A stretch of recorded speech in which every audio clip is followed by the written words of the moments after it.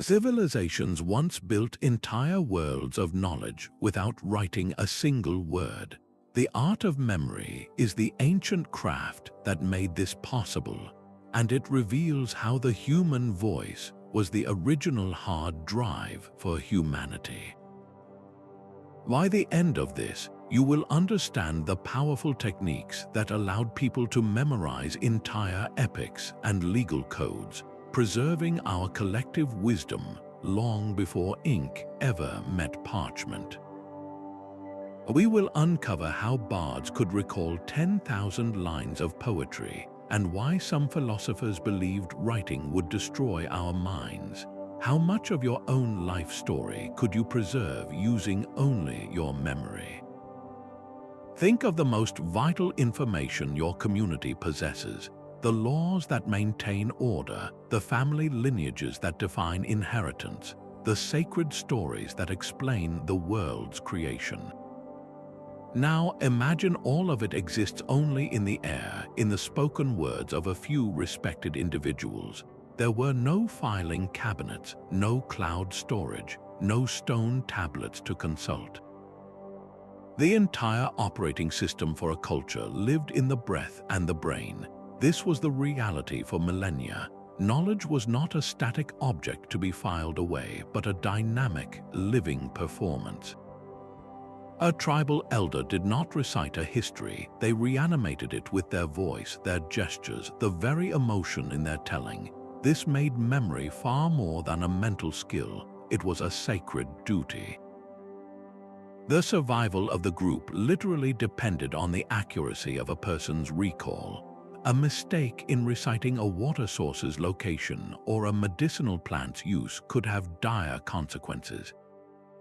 So the mind became a meticulously organized palace long before the concept was ever given a name.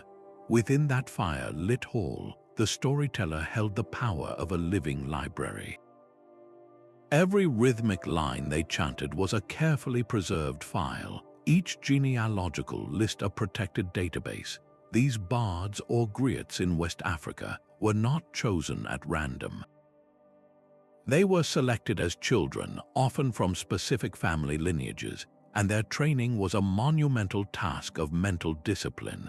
Imagine a child learning to recite the entire history of their people, the complete legal code for settling disputes, and the complex properties of local plants, all without a single written note to rely on.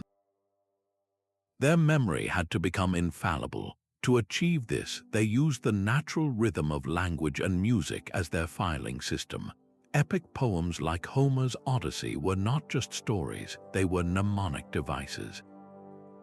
The repetitive phrases, the steady meter, and the familiar epithets acted as a cognitive scaffold.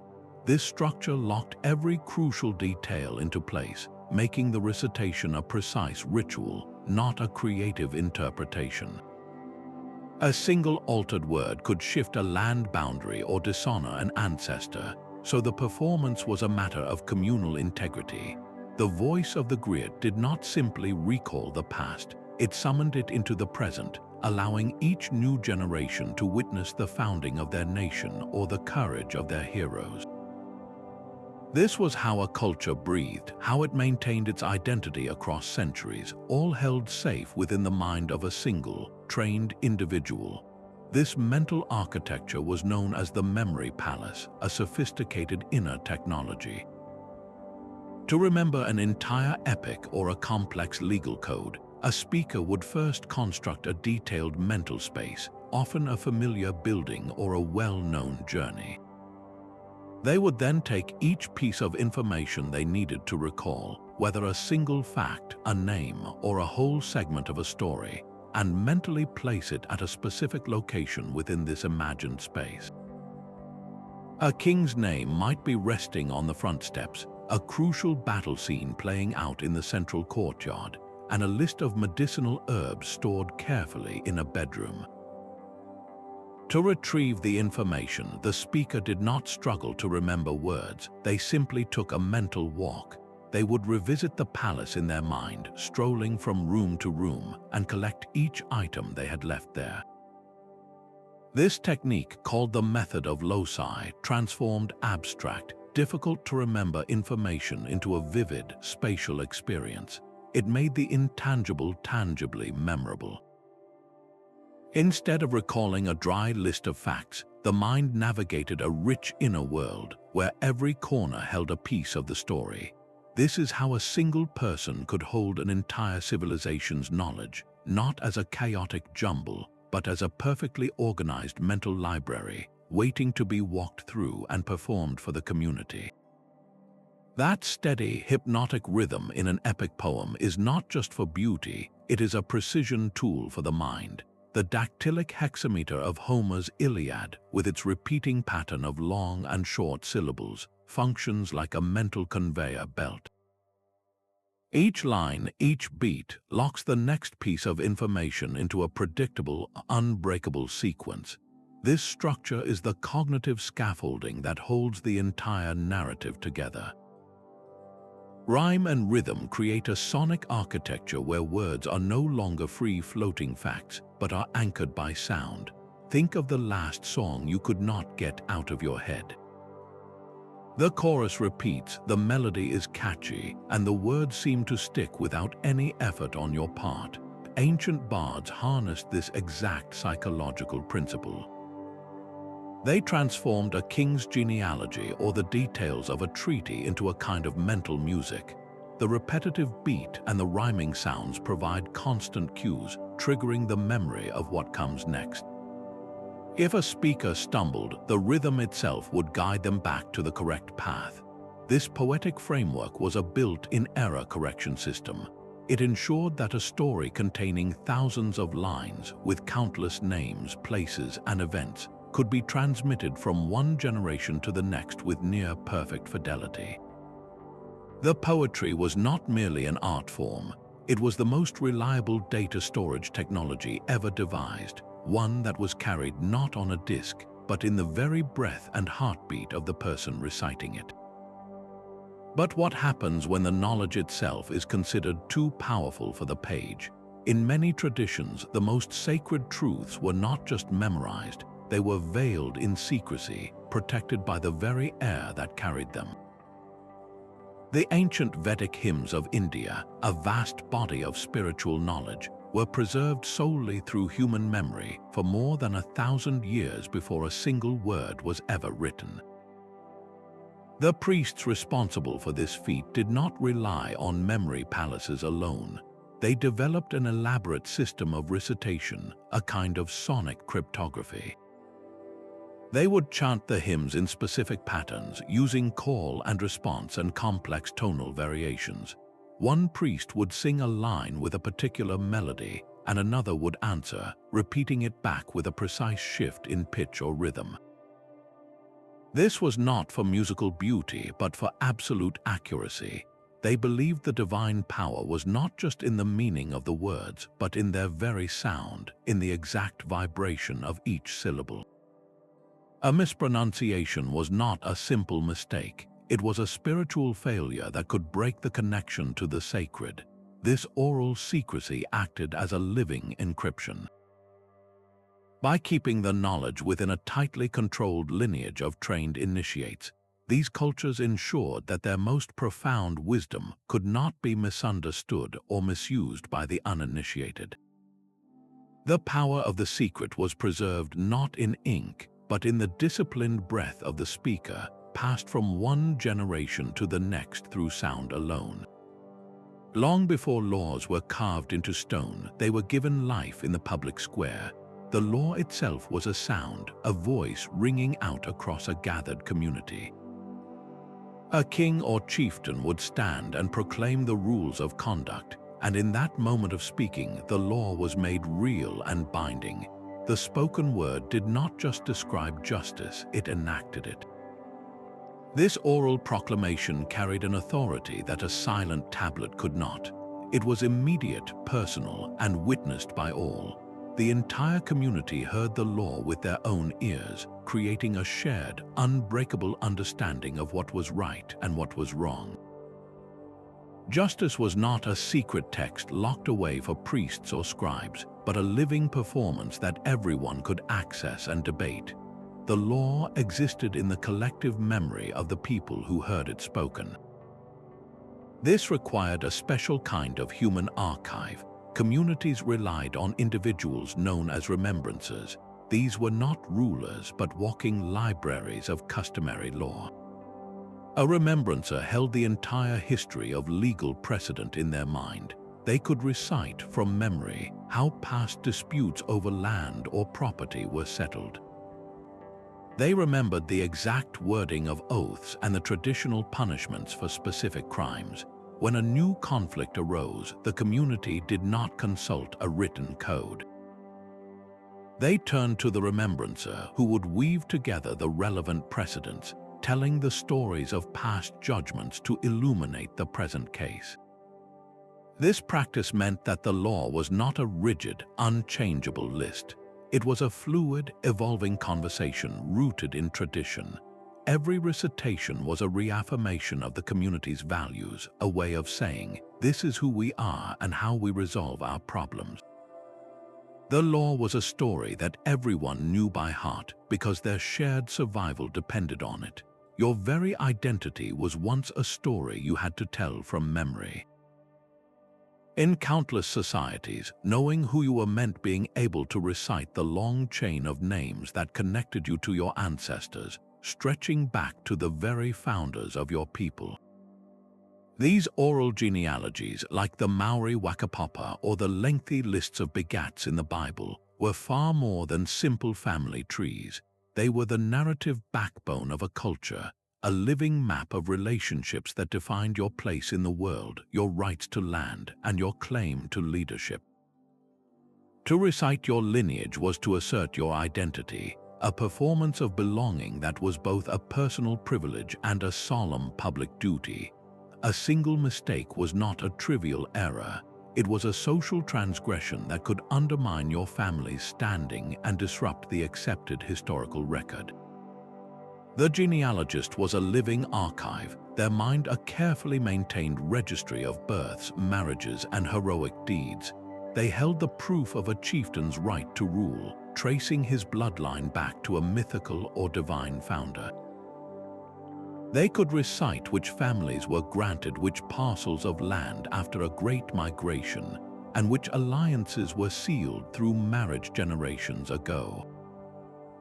This knowledge was power, and its preservation was entrusted to those with the most disciplined memories. These lists were not random. They were structured with rhythmic cadence and patterned repetitions, turning a dry sequence of names into a memorable chant. Each name was a node in a vast, interconnected network, a story waiting to be unpacked. To hear a full genealogy recited was to witness the entire history of a people unfolding, from the first ancestor who emerged from the earth to the child listening in the crowd, all connected by the unbroken thread of the spoken word. The past was not a foreign country. It was a presence in the room, summoned by the voice of the rememberer. How many of us could stand and recite the story of our own family beyond a few generations?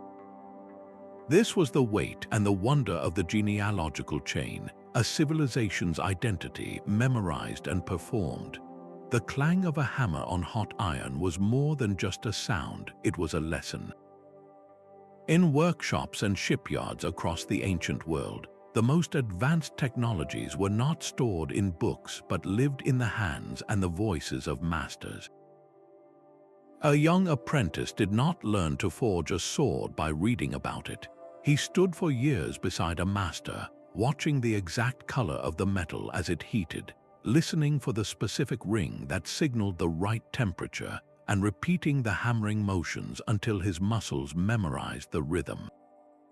The master's verbal guidance was the only manual, a continuous stream of corrections and secrets passed directly from one mind to another.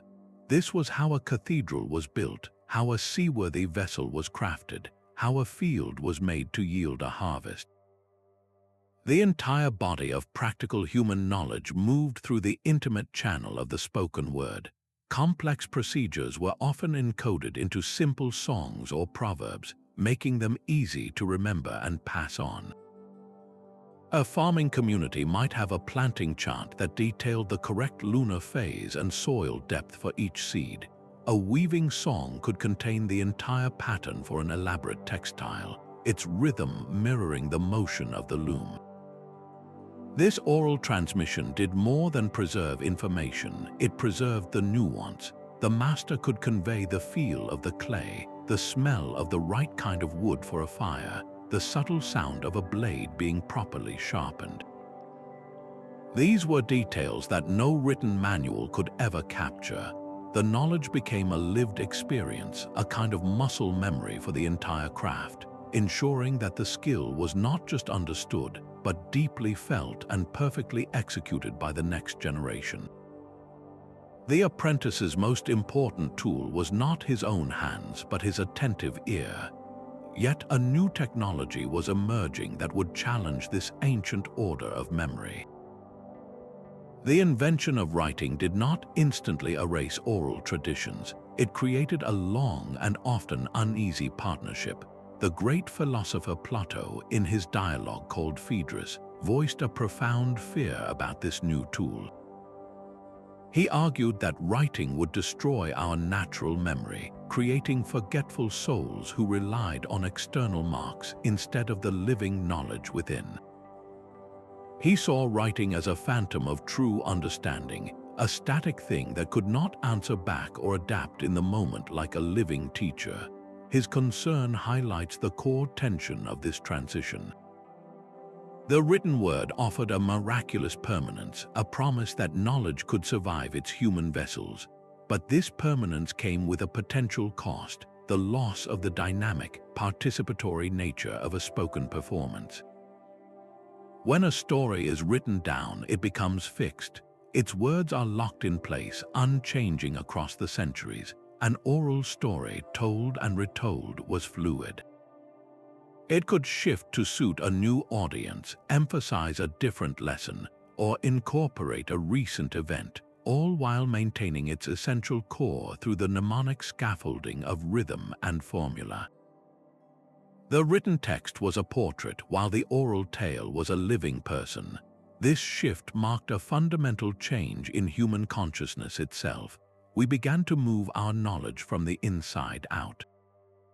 What was once a deeply internalized, memorized world, woven into the very fabric of a person's mind, started to migrate onto an external, recorded surface.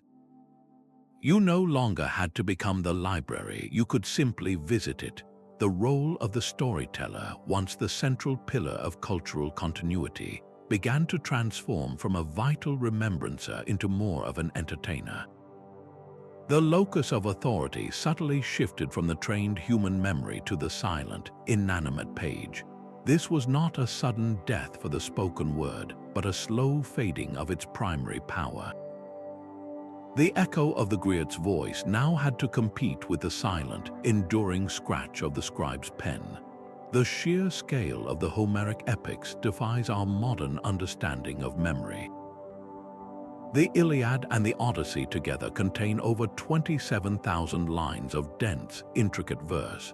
For centuries, scholars assumed a single genius named Homer must have penned them. But the truth is far more fascinating. These monumental works were not composed with pen and ink, but were woven together in live performance by bards who drew upon a deep, shared reservoir of poetic language. The scholar Milman Parry unlocked this mystery by studying living oral traditions in the Balkans. He discovered that bards did not memorize every single word of an epic poem by rote. Instead, they were masters of a system, a vast mental toolkit of reusable parts. They had at their disposal a whole catalogue of formulaic phrases that fit the epic's strict meter. Think of these not as tired clichés, but as prefabricated building blocks. A hero was not just a man, he was divine-born Odysseus or swift-footed Achilles. The dawn did not just arrive, it was rosy-fingered dawn. These epithets were more than decorative, they were metrical tools. Each one was a precise linguistic unit designed to fill a specific slot in the poetic line, allowing the bard to maintain the relentless dactylic hexameter without a moment's hesitation. This was the secret engine of oral composition. The bard was not a mere reciter, he was an improvisational composer, assembling a grand narrative in real time from this mental library of formulas. He had a repertoire of standard scenes as well, a catalogue of how to describe a sacrifice, a feast, or the arming of a warrior. When the story required a ship to be launched, the bard could call upon the precise, rhythmic lines for that very action, lines he had used countless times before. This system granted him both stability and creative freedom. The underlying plot and the cast of heroes remained constant, but the specific path through the narrative, the emphasis on certain events, even the length of the performance, could shift with each telling, tailored to the audience and the occasion. This is how a single, unlettered poet could hold the entire Bronze Age world in his mind, not as a frozen text, but as a vibrant, living tapestry of words, ready to be reassembled with each new performance. The voice of the bard was the loom on which this ancient world was continually rewoven, preserving its gods, its heroes, and its tragedies for centuries before a single line was ever committed to parchment. The Druids carried an entire civilization in their minds, and they fiercely protected it from the page. Julius Caesar himself wrote with a kind of grudging awe about these intellectual elites of the Celtic world, noting that they refused to commit their vast knowledge to writing.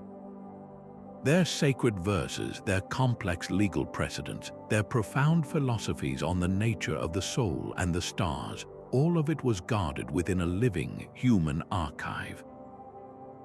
They made a conscious choice, a philosophical stand against the new technology of the written word. They believed that writing something down made the mind lazy. Why bother to truly internalize and understand a doctrine if you could simply look it up on a scroll? True wisdom for the Druids was not about possessing information, but about becoming the information through a transformative process of memorization. This was not a primitive practice, it was an advanced intellectual discipline. Their training was a monumental undertaking, a mental marathon that could span 2 decades. A young initiate had to memorize thousands upon thousands of verses, mastering the intricate details of Celtic lore, astronomy, and theology, all through listening, repeating, and finally performing. This immense effort forged a deep, intuitive understanding that a written text could never provide. The knowledge became a part of their very being. Furthermore, this oral secrecy acted as a powerful control mechanism.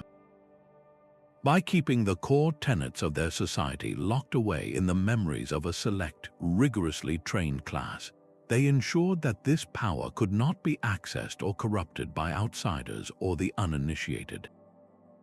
The Druid did not consult a law book, he was the law book. His spoken judgment in a dispute was the final authority, drawn from a well of memorized precedent that existed nowhere else.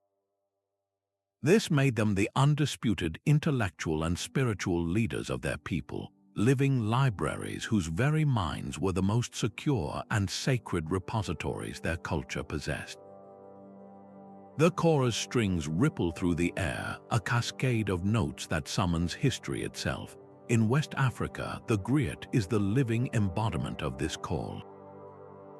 A griot is far more than a musician or a storyteller. They are a walking, breathing institution. For generations, specific families have held this sacred office, their minds serving as the official archives for entire empires from ancient Mali to Ghana. A single griot could recite the complete genealogy of a royal line for dozens of generations, recount the exact terms of a peace treaty forged 2 centuries ago, and recall the heroic deeds that defined a nation's identity. This knowledge was not a hobby, it was a hereditary duty, a caste responsibility passed from parent to child in an unbroken chain of oral transmission. The young Griot in training did not simply memorize facts. They learned to weave history into a performance, accompanying their narratives on instruments like the 21-string kora. The music was not just an embellishment, it was a crucial part of the memory system. The melodies and rhythms provided a sonic framework, locking the vast stores of information into a structured, unforgettable form. The Griot's voice, rising and falling with the kora's tune, did not just report on the past, it reanimated it. When a Griot sang of Sundiata Keita, the founder of the Mali Empire, the founder was not a distant figure in a book, he was a presence in the courtyard. His struggles and triumphs felt anew by everyone listening. The Griot was the advisor to kings because they held the evidence of what worked and what failed in the past. They were the custodians of law because they remembered every precedent. They were the soul of the culture because their songs defined its values. To lose a Griot was not to lose an entertainer, it was to lose a library, a court record, and a moral compass, all vanishing in a single, final breath. Their memory was the bedrock upon which civilization stood, proving that the most resilient archive is not made of stone or ink, but of human spirit and song. The landscape itself is a musical score. Across the vast expanse of Australia, indigenous cultures have for millennia navigated one of the world's most challenging environments, not with maps or compasses, but with song. These are the song lines, a breathtakingly complex system of oral cartography. An entire continent is charted through intricate cycles of melodies, where every verse describes a specific feature of the land, from a particular rock formation to a hidden waterhole. The song does not simply mention these places, it precisely encodes their location, their relationship to one another, and the stories of the ancestral beings who formed them during the Dreamtime, the sacred era of creation. To walk across the desert is to sing the land into existence with every step. An elder does not look at the horizon and wonder where they are. They recall the correct verse for that location, and the song tells them exactly what lies ahead and how to reach it. This knowledge transforms the seemingly featureless outback into a familiar, narrated journey. Each songline is a living pathway, a sequence of musical notes that corresponds directly to the sequence of geographical landmarks. The rhythm of the walk matches the rhythm of the song, creating a perfect synchronization between the traveler's body, their voice, and the earth itself. This is far more than a navigation aid. It is a complete fusion of law, religion, and history. The songline recounts the journeys and deeds of the ancestral creators, embedding the moral and spiritual codes of the people into the very description of the terrain. To know the song is to know your place in the universe, your responsibilities to the land, and the ancient stories that give your life meaning. It is a sacred duty to keep these songs perfectly intact, for a single forgotten verse could mean a lost traveler, but worse, a broken connection to the dreaming. The entire continent becomes a sacred text, memorized and sung by its people, a living atlas written not on paper, but in the human spirit. A king's immortality rested not on a carved stone, but on the intricate verses of his court poet. In the great halls of the Norse, the skald held a power as sharp as any sword. His voice was the official chronicle, his memory the living archive for all of a chieftain's battles, voyages, and generosities. A single performance could cement a legacy for centuries or shatter a reputation in an evening.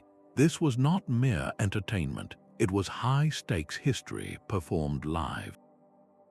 The skald's poetry was a dense, complex web of metaphors called kennings. He would never simply say the sea, he might call it the whale road. A sword was not just a sword, it was the blood serpent. These riddling phrases were more than artistic flair, they were a test of intellect and a mnemonic device. Composing and memorizing such verses required a staggering mental agility, weaving facts into a beautiful yet impenetrable, code that only the learned could fully appreciate. Pressure on the skald was immense. His patron, a powerful jarl or king, expected his deeds to be glorified in perfect, flattering verse. A misplaced word, a forgotten line, or a poorly chosen kenning could be seen as a grave insult. The reward for a flawless recitation was gold and prestige, but the penalty for failure could be exile or worse.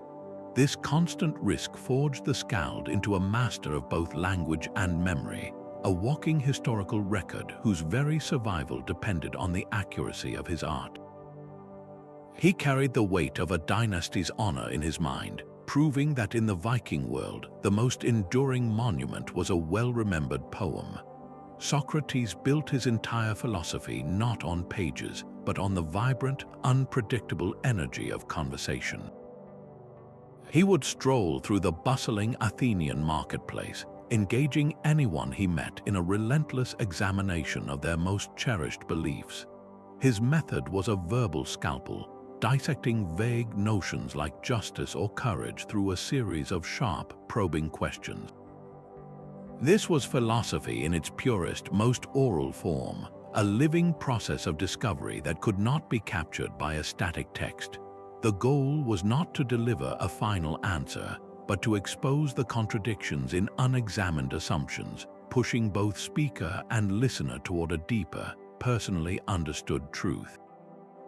The written word, by contrast, just sits there. You can read a book, but you cannot argue with it in the moment. You cannot ask it to clarify its meaning or defend a point you find confusing. It presents a finished product, a monument of thought, but it lacks the vital back and forth that forges real understanding. This is why Plato, Socrates' most famous student, chose to write his own philosophy in the form of dialogues. He was attempting to bottle the lightning of his teacher's spoken method. On the page, the characters of Socrates and his interlocutors come alive, their debate unfolding step by step, allowing the reader to feel as if they are witnessing and even participating in the original conversation. Plato's choice underscores a fundamental tension. He used writing to preserve an oral tradition, knowing full well that the medium itself was a step removed from the living, breathing practice it described.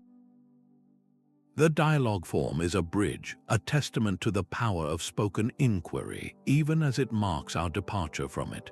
True knowledge for Socrates was not a thing you possessed, but an activity you practiced, a shared journey taken one question at a time. A riddle is a key that unlocks a door in the mind. These clever puzzles and the short, sharp wisdom of Proverbs were the ultimate portable technology for an oral culture. They packaged immense insight into a tiny, memorable capsule. Think of the ancient Greek riddle of the Sphinx. What creature walks on 4 legs in the morning, 2 at noon, and 3 in the evening? The answer, a human, captures the entire arc of a human life in a single, haunting image. This is not just a clever trick, it is a profound philosophical statement made unforgettable through metaphor. Proverbs work the same way. A single line, like a stitch in time, saves 9, carries a complete lesson in foresight and maintenance. It is a tiny story, a legal precedent, and a piece of practical advice all rolled into one rhythmic, easy-to-remember phrase. Their power lies in their structure. They are often paradoxical, poetic, or metaphorical, which makes them stick in the memory like a burr. The early bird gets the worm. Too many cooks spoil the broth. These are not just sayings, they are cognitive tools. In a society without written law, a well-chosen proverb could settle a dispute. It provided a shared reference point, a piece of crystallized community wisdom that everyone recognized. An elder could end an argument by simply stating that a rolling stone gathers no moss, invoking a whole philosophy about stability versus movement. This was how a culture carried its entire ethical operating system, not in heavy law books, but in the light, quick currency of spoken wisdom, ready to be spent at a moment's notice to guide, to teach, or to judge. A ritual chant is a memory machine in motion. The Catholic Mass, recited in the same Latin words for over a millennium, was not merely a spiritual observance, it was a meticulously crafted repetition that preserved sacred texts with perfect accuracy. Long before the average person could read the Bible, they knew its core narratives and prayers by heart because they performed them week after week, year after year. The words became a familiar rhythm, a predictable sequence of sounds and responses that the body and mind learned to anticipate. This is the hidden engine of ritual, the way it uses the entire human sensorium to lock knowledge into place. It is not just the ears hearing the words, it is the body standing and kneeling at specific moments, the smell of incense filling the air, the sight of candles flickering in the dim light. This multi-sensory experience builds a deep, almost unconscious groove in the memory, a track that is effortlessly followed each time the ritual begins. The same principle echoes in the hypnotic chants of Buddhist monks, where a single sacred syllable repeated for hours becomes a gateway to profound states of consciousness and a vessel for preserving ancient doctrines. The performance itself is the preservation. Every bow, every step in a ceremonial dance, every communal response is a functional act of remembering. A mistake in the ritual was not just a breach of protocol, it was a crack in the very vessel holding the tradition. This is why these speech acts were so fiercely protected from change.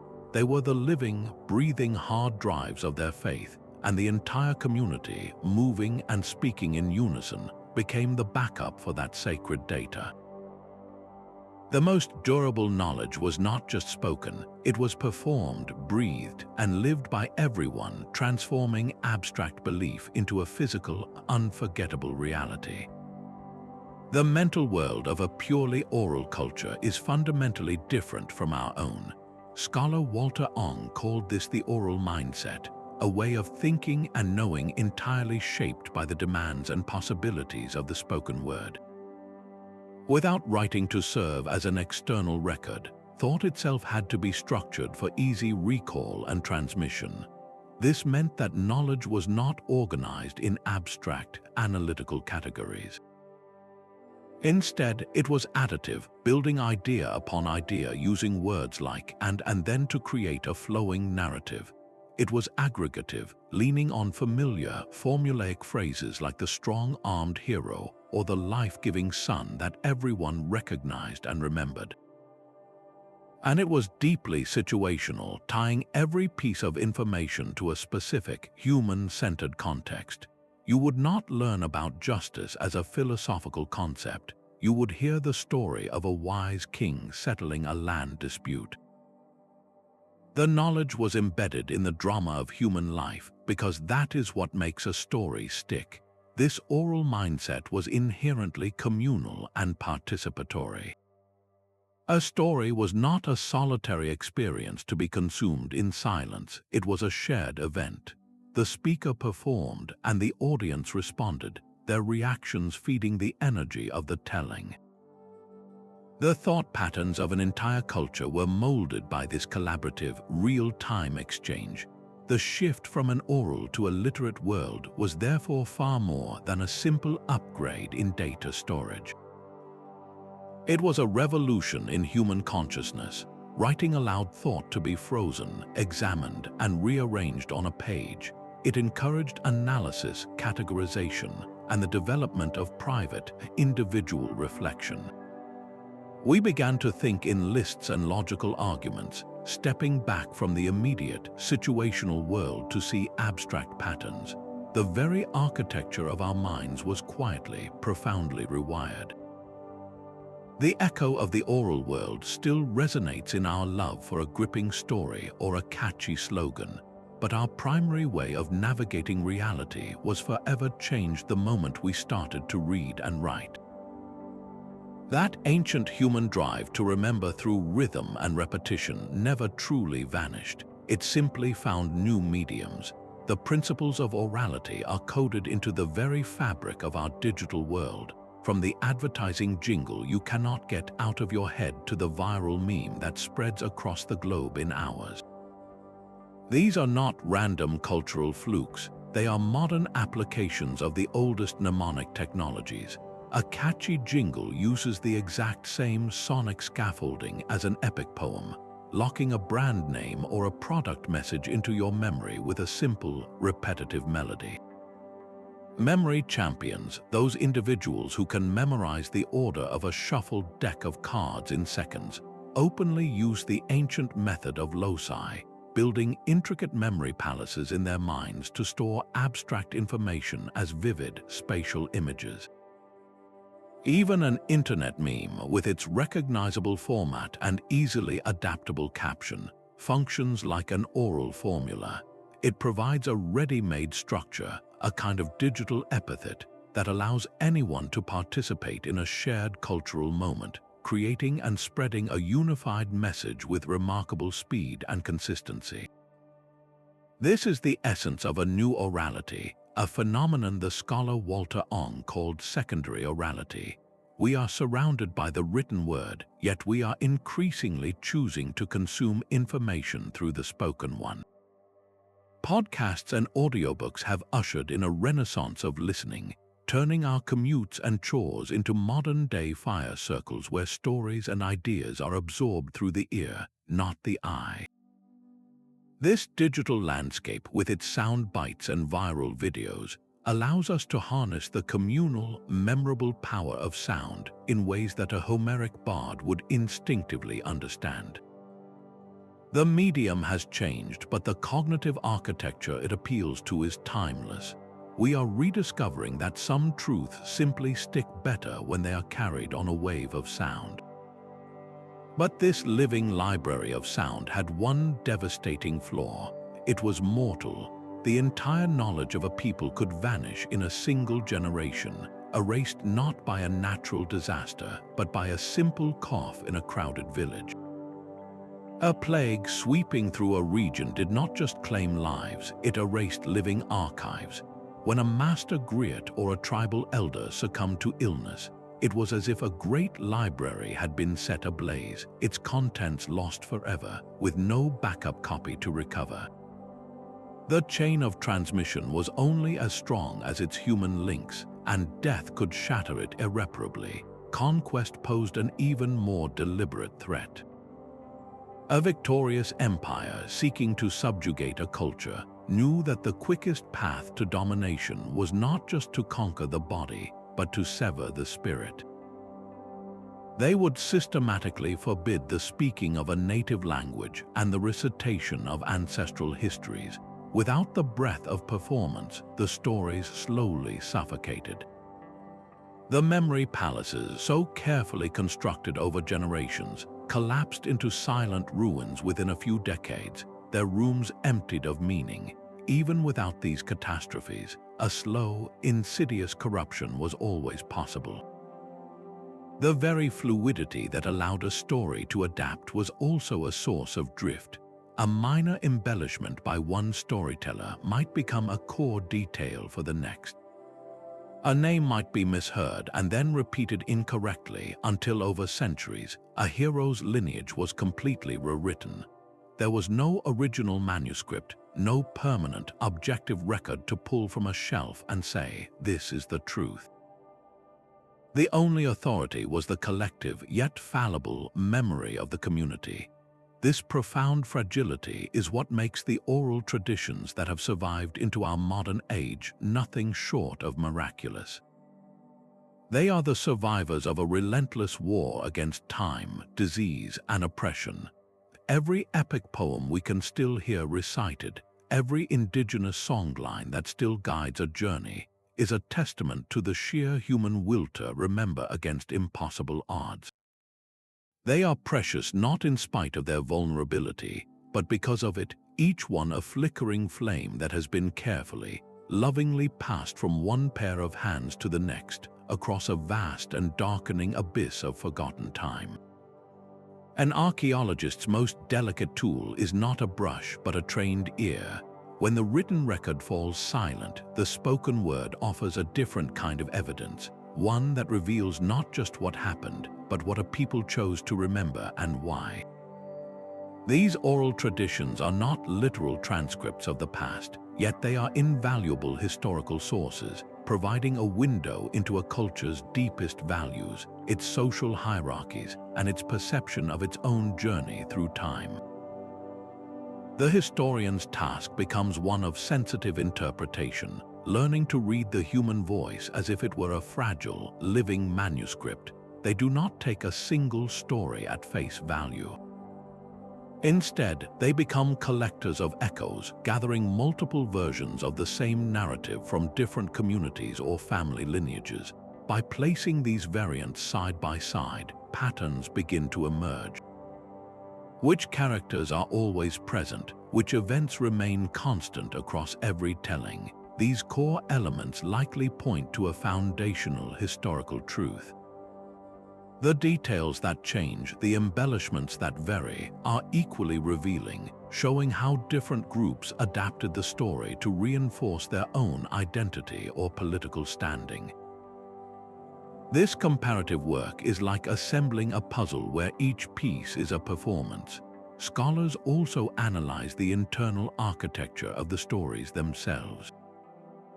The rhythmic formulas, the standard epithets for heroes and places, and the very structure of the plot act as a kind of cognitive fingerprint, revealing the mnemonic skeleton that held the history together across generations. Then comes the moment of convergence when the spoken word meets the material world. A genealogy recited by a Griot might name a forgotten king. Archaeologists, hearing this, might then excavate a burial mound in the very location the oral tradition describes and uncover the regalia of a leader who ruled 1,000 years ago.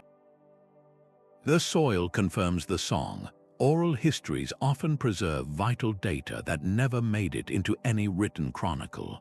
They can describe a period of extreme drought, recall the path of a great migration, or detail the causes of an internal social conflict, all from the perspective of those who lived it. They give us history not from the top down, but from the inside out, a deeply human perspective written in the most resilient ink of all, memory itself. That palace of memory is not a ruin you can only visit, it is a blueprint for your own mind. The same cognitive architecture that held entire civilizations can be rebuilt inside your head today. Start with your own home. Walk through it in your mind, noticing every piece of furniture, every painting on the wall. Now take a list of 10 items you need from the grocery store. Do not write them down. Instead, place each item in a specific location. Leave a carton of milk shining brightly on the welcome mat. Drape a loaf of bread over the back of your favorite armchair.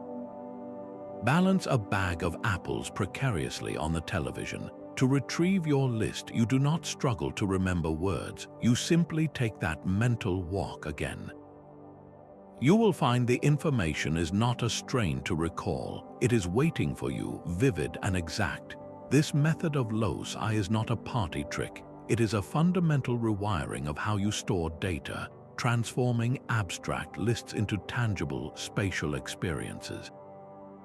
The ancient bards knew this secret intimately, that the human brain is wired for places and pictures, not for dry, disconnected facts. Your memory is not failing you. You have just been using the wrong operating system. The rhythmic patterns of poetry offer another powerful tool. Try memorizing a short poem not by rote repetition, but by feeling its meter and rhyme. Notice how the rhythm creates a kind of groove in your mind, a track that your thoughts can effortlessly follow. This is the same sonic scaffolding that held 10,000 lines of epic verse in perfect order. By engaging with the music of language, you are not just memorizing, you are training your brain to recognize and retain complex patterns, a skill that translates directly into learning a new language or delivering a compelling presentation without notes. In our world of digital text and constant distraction, our memories have become passive, outsourced to external devices. We read, but we do not retain. We listen, but we do not deeply hear. By consciously practicing these ancient arts, we reclaim a part of our own cognitive territory. We move from being consumers of information to becoming active participants in the act of knowing. This is the ultimate lesson from the Griots and the Skalds, that a strong memory is not a gift but a practice. It is the art of turning knowledge into a living part of you, just as they once wove the soul of their people into song. The voice of the storyteller was the original seat of power. In a world without written records, the person entrusted with the collective memory did far more than recite. They curated reality itself. The king's skald could transform a bloody defeat into a noble sacrifice through the careful choice of a single kenning. The tribal griot, when reciting a royal genealogy, might subtly lengthen the lineage of a generous patron or shorten that of a rival family. The religious shaman chanting the creation story could emphasize the role of one clan over another, shaping the perceived divine right to rule for generations. This control over the narrative was not merely an artistic license, it was a profound political and social instrument. The past was a malleable thing, constantly being reshaped in the present to serve the needs of the present. There was no objective text to consult, only the performance, and the performer held the ultimate authority. This raises a haunting question about the histories we inherited from such traditions. How much of what we accept as ancient truth was carefully edited by the voices of the past? The very fluidity that allowed oral traditions to survive was also their greatest vulnerability to manipulation. A story could be weaponized, its morals shifted to consolidate power or to ostracize an enemy. The gatekeepers of memory were the gatekeepers of truth, and their power rested entirely on the trust of the community. This dynamic created an inherent tension. The community itself acted as a check, a living peer review system. They knew the core stories, the accepted formulas, and a performance that strayed too far from the established narrative would be met with skepticism or outright rejection. Yet, over time, a skilled rememberer, through sheer force of personality and artistry, could steer the collective memory in a new direction, etching a revised version of history into the minds of the listeners. The transition to writing promised to solve this problem of bias by creating a fixed, external record, but it did not eliminate the gatekeepers, it simply created new ones. Now the power shifted to those who could read and write, to the scribes and the priests who controlled the production and interpretation of texts. A written law code could be consulted by all, but only if you had the education to read it and the social standing to access it. The written word created an illusion of permanence and neutrality, yet it was still a narrative, still a story shaped by human hands with their own agendas and blind spots. Understanding the power dynamics of oral tradition forces us to confront an uncomfortable reality about history itself. It is never a neutral recording of events. It is always a story, a carefully constructed narrative where certain facts are highlighted and others are allowed to fade into silence. Whether etched in memory or inscribed on parchment, the past is a tale told by the teller, and the greatest wisdom is in learning to listen for the echoes of the voices that were never given the chance to speak. A story was never just a sound in the air, it was a physical presence in the room. The storyteller's hands did not rest at their sides, they carved the shapes of heroes and monsters against the firelight. Their body did not stand still, it became the stooped elder or the charging warrior. Every facial expression, from a raised eyebrow to a wide-eyed stare, was a crucial piece of the narrative, translating abstract ideas into visible, understandable emotions. This was not a performance in the modern sense of entertainment, it was a complete sensory immersion. The very air was thick with memory. The scent of wood smoke and roasting meat, the taste of shared bread, the warmth of bodies gathered close in a cool night, these sensations were not background details. They were integral hooks tying the story directly to the physical experience of the community. A particular tale about a harvest ritual would forever be linked to the smell of the herbs cast into that same fire. A legend of a long journey would be remembered with the feel of the hard ground beneath you as you listened. This multimodal approach built the most resilient kind of memory, an associative network within the brain where a single sensory trigger could unlock an entire epic. The information was not stored as a sequence of words, but as a rich tapestry of sound, sight, smell, and feeling. Recalling a story was not an act of mental retrieval, it was a full-body reenactment. The knowledge of how to navigate by the stars was not a list of instructions. It was the memory of your grandfather's hand pointing to the sky, his voice describing the constellations, and the chill of the night air on your skin. This is why these traditions were so durable. The story lived in the dancer's muscles, the singer's breath, and the shared warmth of the circle.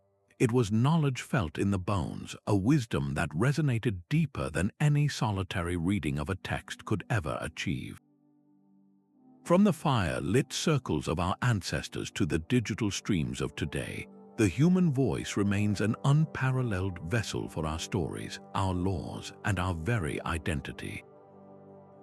This journey through the art of memory reveals a profound truth that we are wired for sound. Our minds are ancient theaters designed to hold entire worlds when those worlds are given rhythm, emotion, and a place to live inside us. The written word granted our knowledge a miraculous permanence, a shield against the fragility of a single lifetime. But it was the spoken word that gave that knowledge its life, its heat, and its heartbeat. It was the shared breath in a crowded hall, the collective gasp at a hero's fall, the knowing nod when a proverb landed with perfect timing. This was the technology of connection, the original social network, woven not with cables but with the unbroken thread of human attention. The Griot song, the skald's verse, the elder's chant, these were not merely broadcasts, they were conversations with the past, invitations to step into a living stream of memory and add your own presence to its flow. As we navigate our own age of overwhelming information, we are rediscovering this primal need. The resurgence of podcasts, the intimacy of an audiobook, the communal power of a viral audio clip, all point to a deep, instinctual understanding. We crave the human voice. We yearn for the nuance that text cannot capture, the empathy in a pause, the conviction in a tone. The art of memory, perfected over millennia, is not a lost relic. It is a mirror showing us the incredible capacity we all possess, a reminder that the most powerful archive is not in the cloud, but in the mind.